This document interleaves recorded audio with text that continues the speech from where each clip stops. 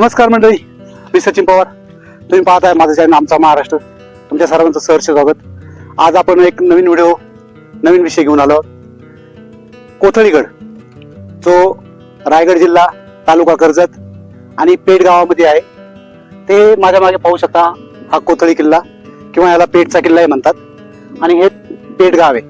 आता आपण चला माझ्याबरोबर तुम्हाला मी या कोथळीगडाची आपण माहिती घेऊया, कोथळीगड पाहूया. तर मंडळी, हे असा रस्ता आहे. थोडस पाऊल वाटे, निसर्टी पाऊल वाटे सांभाळून तुम्हाला यावं लागेल. इथे येताना व्यवस्थित या, सांभाळून या. इथून गडाच्या खालचा व्ह्यू पहा, तुम्हाला दाखवतो. खूप सुंदर असा व्ह्यू आहे, पाहू शकता तुम्ही. सह्याद्रीची पर्वतरांग पाहू शकता मंडळी. ह्या पद्धतीने इथे असे रस्ते आहेत, तर इथे येताना जरा सांभाळून या. पावसाळ्यात तर नक्की सांभाळून या. दगडावर शेवाळ साठलेलं असतं, त्याच्यामुळे पाय निसटू शकतो. मित्रांनो, आपण फायनली गडाच्या दरवाजाजवळ पोचलेले. याला महादरवाजा असे म्हणतात. पूर्वी ते बुरुंज होते, हे आता पडलेत आणि भली मोठी वेस्ट टाईप हा दरवाजा होता. याची खूप पडझड झालेली, 30% अवशेष शिल्लक आहे. तर पूर्वी हा खूप भला मोठा दरवाजा होता, त्याचं नाव आहे महादरवाजा. चला आता आपण त्यातून पुढे जाऊया. हा शेवटचा टप्पा आहे आणि हा सगळ्यात अवघड टप्पा आहे. हा पाहू शकता तुम्ही. इथे तुम्हाला एकदम सांभाळून यायचं. हा शेवटचा टप्पा आहे मंडळी. इथे हवा पण खूप असते, त्यामुळे व्यवस्थित या, सांभाळून या.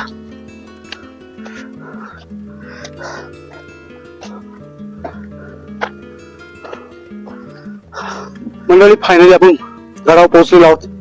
ह्या तुम्ही गडावरचे पूर्वीचे पाण्याचे स्रोत पाहू शकता, पाण्याच्या टाक्या पाहू शकता. ह्या गडावरती पाण्याच्या टाक्यात आजही एवढ्या कडक उन्हाळ्यात इथे पाणी आहे, पाहू शकता तुम्ही. आणि हे गडाच्या खालील दृश्य पाहू शकता, खूप सुंदर असं दृश्य आहे. ही गडाची संरक्षण भिंत आहे. ह्याची बऱ्याच अंशी आता पडझड झालेली. ही गडाची तटबंदी म्हणू शकतो आपण. हे संरक्षणासाठी पूर्वी हे इथून पहारेकरी टेहळणी बुरुज म्हणायचे, टेहळणी करायची. मंडळी, हा गड म्हणजे पूर्वीचा एक संरक्षण ठाणे होते मराठ्यांचे. इथे शस्त्र गाळ होते, म्हणजे शस्त्रसाठा असायचा इथे छत्रपतींच्या काळात. तर पूर्वी दक्षिणेकडून जाणारा जो खेड कडूस मार्गे सावर्डे घाटावर लक्ष ठेवण्याकरता या गडाचा उपयोग केला जात असे. पेठच्या पठारावर वांद्रे जे आहे, वांद्रे मार्गे आपण राजगुरुनगरहून या गडावर येऊ शकतो. जवळच भीमाशंकर आहे.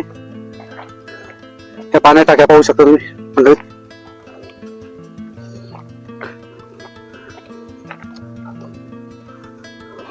या पाण्याच्या टाक्यात स्वच्छता नसल्यामुळे पाणी खराब आहे. म्हणजे हा गड पुण्यापासून 125 किलोमीटर आणि मुंबई पासून 90 किलोमीटर हा गड आहे. इथे एक पाण्याची टाकी, खूप सुंदर असं कोरीव काम केलेली पाण्याची टाकी.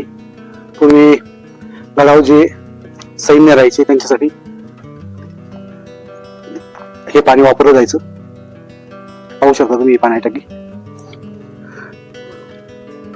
मित्रांनो, हा गड जेव्हा मराठ्यांच्या ताब्यात होता तेव्हा औरंगजेबाने अब्दुल कादिर याला हा गड घेण्यास पाठवले. हा गड तळ कोकणावर ताबा ठेवण्याकरता महत्वाचा होता. नारोजी त्र्यंबक या गडाचे किल्लेदार होते. ते रसद आणण्यासाठी गडाच्या खाली गेलेले असताना त्यांनी मानकोजी पांढरे यांच्याकडे गडाचा ताबा दिला होता. ते ह्या गडाचे संरक्षण करत होते. म्हणजे पाहू शकता इथे एक गडाचा दरवाजा लागतो.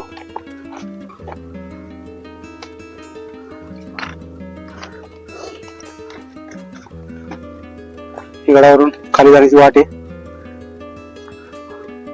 हा गडाचा दरवाजा आहे. हा जो तुम्हाला तिकडे मी पहिला दरवाजा दाखवला, दुसरा दरवाजा. आपण तटबंदीच्या बाजूने चाललो आहोत. मोठ्या स्वाभिमानाने भगवा फडकत आहे इथं. आणि इथे मंदिर आहे, हे आपण पाहूया.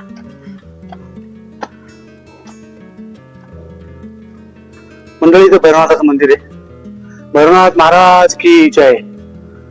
हे इथं भैरवनाथाचं मंदिर आहे. आणि याच्या बाजूलाच एक सुंदरशी गुहा आहे, त्या मी तुम्हाला दाखवतो.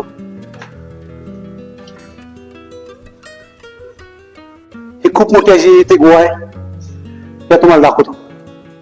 या गुहेला बाहेर हे 3 पिलर आहेत, खांब आहेत. तुम्ही याच्यावरची ही नक्षीकाम पाहू शकता. हे आजच्या काळात ही अशक्य अशी गोष्ट आहे, जे त्या काळात छन्नी हातोड्याने हे नक्षीकाम केलेले पाहू शकता तुम्ही. या इकडे मी तुम्हाला दाखवतो. या गुहेची हा जी चौकट तुम्ही पाहू शकता, ही चौकट पहा. आजच्या काळामध्ये जे सिमेंटमध्ये शक्य नाही ते हे दगडामध्ये कोरून केलेले ते गणपती बाप्पा आहे. आणि वरती तुम्ही पाहू शकता मंडळी, हे सगळे दिसतात ना, हे छन्नीचे घाव आहेत. हे छन्नीने तोडून तोडून हे बनवलेले. आणि इथे बघा एक हा झरोका पहा.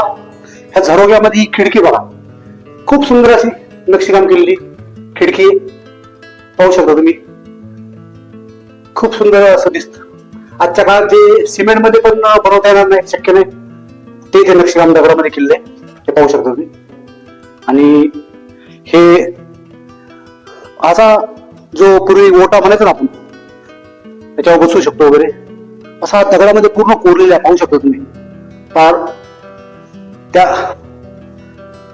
हे आतमध्ये पण गुहा आहे, अंधारी गुहा आहे. बरेच वर्षापासून ती बंद असेल, त्यामुळे आपण आतमध्ये जाऊ शकत. आतमध्ये पण एक गुहेच्या मागे गुहा आहे. कदाचित ते शस्त्रधार म्हणून वापर केला जात होता या किल्ल्याचा, म्हणून शस्त्र वगैरे साठा लपून ठेवण्यासाठी असेल ते पूर्वीच्या काळात.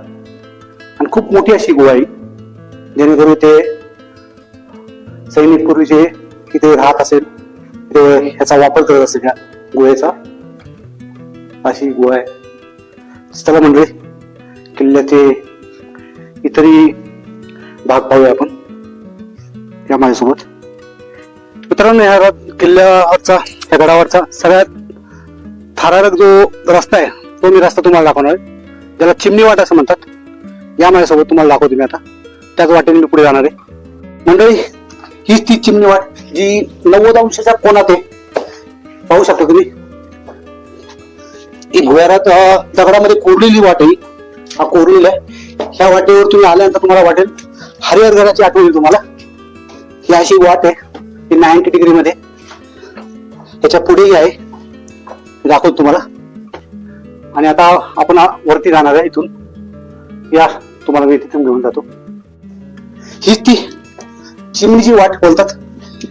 ते एकदम 90 अंश कोनात हा रस्ता आहे. इथून तुम्ही हरिहरगडाला जर काही तुम्ही गेला असाल तर नक्की तुम्हाला हा रस्ता पाहून हरिहरगडाची आठवण येईल. हरिहरगडालाही अशा पद्धतीचा रस्ता आहे, जो 90 अंश कोनामध्ये आहे, पाहू शकता तुम्ही. अशा पद्धतीने इथून चोरवाट ही चिमणीची वाट बोलतो त्याला. मंडळी, हा बोरून दिसत आहे, हा अर्धा 50% चांगल्या अवस्थेत आहे. आणि आपण आता मगाशी चिमणीच्या ज्या रस्त्यातून गेलो होतो त्या ह्या टोकावर गेलो होतो. आतून जो रस्ता आहे तो त्या टोकावर आहे, तिथे गेलो होतो. मित्रांनो, या किल्ल्याचं अजून एक मुख्य आकर्षण आहे, ते आता आपण पाहणार आहोत. चला माझ्या बरोबर. तर मित्रांनो, मी तुम्हाला इतिहास सांगत होतो किल्ल्याचा. जो स्वराज्या मध्ये काजी हैदर म्हणून जो होता, तो औरंगजेबाला फितूर झालेला होता. त्याने मानकोजी पांढरे याला फितूर केले व रात्रीच्या काळोखात सैन्याला आपले लोक रसद घेऊन आलेत असं सांगून मानकोजी पांढरे यांनी गडाचे किल्ले दरवाजे उघडले गेले आणि गडावरील सैन्य कापून टाकण्यात आले. आणि हा गड त्यावेळेला तुंबयुद्ध झालं आणि हा गड औरंगजेबाच्या ताब्यात गेला. त्यावेळेला इथे त्याला बाणांचा, तोफांचा, बंदुकांचा वापर करण्यात आला. व त्यानंतर दुसऱ्या दिवशी मराठ्यांनी या किल्ल्याला वेढा घातला. या किल्ल्याची रसद बंद केली खालील सैन्याचा वरील सैन्याचा संपर्क तोडण्यात आला आणि त्यानंतर 10-12 दिवसांनी जुन्नरचा किल्लेदार अब्दुल अजीज खान याने आपला मुलगा अब्दुल खान याला मदती करता पाठवले. मंडळी इथे ह्या तोफा आहेत, त्या आपण या तोफा पाहूया. या तोफा पाहू शकता मंडळी, या तोफा आहेत. या तोफांना गाडा बसवलाय, गाड्या चाकं बसवलीत. ही तोफ आहे, हिची मागची बाजू आहे, तो तोफ गोळा आहे तो इथे टाकला जायचा. आणि त्यानंतर ह्या तोफेच्या मागील बाजू हे जे होल दिसतं ना, इथे वात असते, ती वात पेटवली जायची आणि तो जो गोळा आहे तो उडवला जायचा.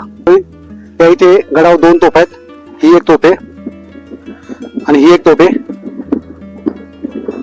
तर मंडळी, जय शिवराय. मी आजच्या व्हिडिओचा शेवट इथेच करतो, गडावरच करतो. आणि माझा व्हिडिओ नक्की पहा. व्हिडिओ तुम्हाला कसा वाटला ते मला कमेंट करा. माझ्या व्हिडिओ लाईक करा आणि कोणी सबस्क्राईब नसेल केले तर नक्की सबस्क्राईब करा. तर चला मंडळी, जय शिवराय, जय महाराष्ट्र.